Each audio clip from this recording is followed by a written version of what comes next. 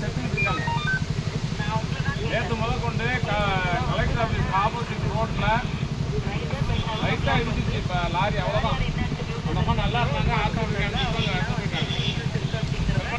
சின்ன வண்டி நம்மலாம் ஓடுறது சின்ன வண்டி. பெரிய பஸ்ஸு அந்த லாரிலாம் இடிச்சுன்னா நம்மளால் தாங்க முடியாது. அதுதான் சொல்லியிருக்கோம். சின்ன ஒரு அடிபட்டு கிளாட் ஆனிச்சுன்னா என்ன ஆகும்?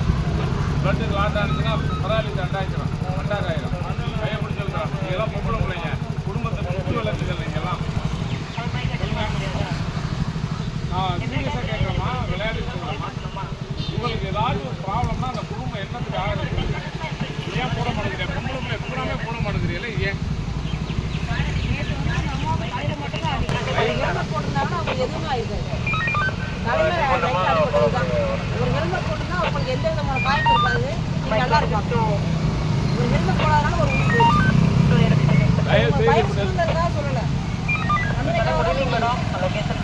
செல் பேசாதீங்க, ஹெல்மெட் போட்டுட்டு வாங்க.